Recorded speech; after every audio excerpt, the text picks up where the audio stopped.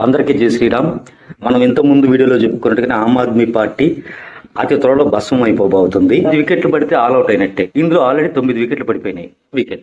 షాజియా ఇల్మి అవినీతి వ్యతిరేకంగా పార్టీని స్థాపించాం, ఇప్పుడు దానికి వ్యతిరేక దిశలో పోతుంది అని చెప్పేసి 2014లోనే హిట్ వికెట్గా వెనుదిరిగారు. Second wicket Yogendra Yadav, third wicket Prashant Bhushan. ఇద్దరు ఒకే విధంగా అవుట్ అయ్యారు. కేజ్రీవాల్ వేసిన భయంకరమైన బౌన్సర్లకు వాళ్ళ హెల్మెట్లు పగిలిపోయి రిటైర్డ్ హెడ్గా వెనుదిరిగి వెళ్ళిపోయారు. 4వ వికెట్ కపిల్ మిశ్రా. ఆప్లో జరుగుతున్న అవినీతికి కారణం కేజ్రీవాల్దే పూర్తి బాధ్యత అని చెప్పేసి అన్నారు. దాంతో కేజ్రీవాల్ అతన్ని క్లీన్ బౌల్ చేసి పక్కన పంపించేశాడు. 5th wicket Anjani Damania. ఏమో కూడా స్త్రీయే. సేమ్ స్త్రీలందరూ ఇక ఆమ్ ఆద్మీ పార్టీ స్త్రీలందరూ హిట్ వికెట్ గానే వెనుదిరుగుతున్నారు. ఎందుకు కేజ్రీవాల్ కాంగ్రెస్ ఎమ్మెల్యేలను లంచాలు ఇచ్చి కొనుగోలు చేస్తున్నారని చెప్పి ఆరోపించి హిట్ వికెట్ గానే వెనుదిరిగారు. ఇక 6వ వికెట్ కుమార్ విశ్వాస్. ఇది అత్యంత కీలకమైనది. ఈయన మంచి చెవులో ఒక రహస్యాన్ని ఊదాడు కేజ్రీవాల్. ఏంటంటే అది అయితే నేను హిందుస్థాన్ ప్రధానమంత్రి అవుతాను లేదా ఖలిస్తాన్ ప్రధానమంత్రి అవుతాను అన్నాడు. ఒక రాజకీయ నాయకుడుగా ఒక్కసారిగా ఈ మాట వినడంతో నిలువెల్లా వణికిపోయి బ్యాటు, హెల్మెట్, ప్యాడ్లు, గ్లౌజులు అన్ని వదిలేసి పరిగెత్తేశాడు. 7th wicket ఆల్కలాంబ. సేమ్ ఈమె స్త్రీ అవటం వల్ల ఇంతకుముందు స్త్రీలాగానే హిట్ వికెట్గా వెనుదిరిగింది. కారణాలు కూడా 1వ వికెట్, 5వ వికెట్ చెప్పిన కారణాలే. 8వ వికెట్ సుశీల్ కుమార్ రింకు. ఇది పెద్ద వికెట్ కాదు, ఇందులో బౌలర్ ప్రతిభ లేదు. ఇతనే ఆమ్ ఆద్మీ పార్టీ చిన్న పార్టీ, బీజేపీ పెద్ద పార్టీ అని చెప్పేసి ఆమ్ ఆద్మీ పార్టీకి రిటైర్మెంట్ ఇచ్చేసేసి బీజేపీలో చేరాడు.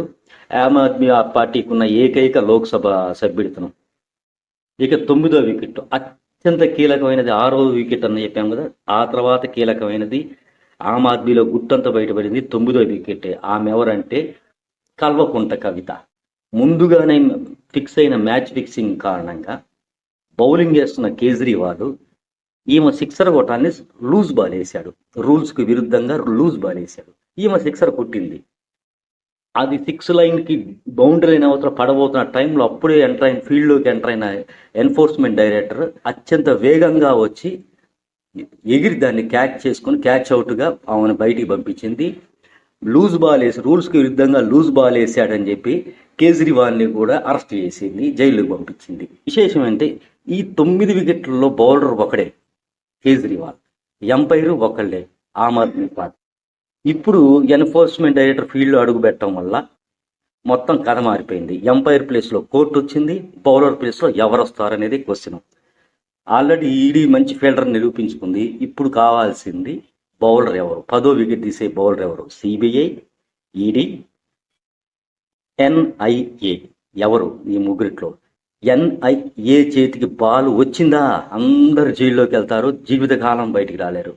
ఎందుకంటే 6వ వికెట్ కుమార్ విశ్వాస్ దగ్గర చెవులో ఊదిన మాట చాలా ఇంపార్టెంట్. అయితే హిందుస్థాన్ ప్రధానమంత్రి అవుతాను లేదా ఖలిస్తాన్ ప్రధానమంత్రి అవుతాను అంటే భారతదేశాన్ని చీల్చాలని ఉగ్రవాదులతో, ఖలిస్తాన్ ఉగ్రవాదులతో, పాకిస్తాన్ ఐఎస్ఐ వాళ్ళతో, అమెరికాలోని డీప్ స్టేట్తో, కెనడాలోని ఖలిస్తానీ ఉగ్రవాదులతో చేతులు కలిపి బిట్కాయిన్ని కన్వర్ట్ చేసుకొని హవాలా మార్గం ద్వారా పాకిస్తాన్ నుంచి అటు ఆనుకోనున్న పంజాబ్ బోర్డర్ నుంచి తీసుకొచ్చి డబ్బులు పంజాబ్ ఎన్నికల్లో గెలిచాడనే విషయం అందరికీ దాదాపుగా తెలిసిపోయింది. అది రూట్ మ్యాప్ చిక్కింది కాబట్టి ఈడీ ఛార్జ్ షీట్లు ఒక పార్టీని చేయించింది. ప్రపంచ చరిత్రలో ఎక్కడ ఒక రాజకీయ పార్టీని, ఒక అవినీతికి వ్యతిరేక దర్యాప్తు సంస్థ ఛార్జ్ షీట్లో పార్టీని పెట్టలేదు. అంటే అత్యంత భయంకరమైన అవినీతి, దేశద్రోహం, హవాలా మార్గాల ద్వారా మనీ లాండరింగ్, టెమా రూల్స్కు విరుద్ధంగా. నెంబర్ 2 దేశ విచ్ఛిన్నకర శక్తులతో చేతులు గడపటం. గ్యారంటీగా ఎన్ఐఏనే లాస్ట్ బాల్ వేసిద్ది. పట్టం ఇక బయటికి రారు. సోరో శాండ్తో చేతులు గడిపిన ఎవడు బాగుపడలేదు. జై హింద్, జై శ్రీరామ్.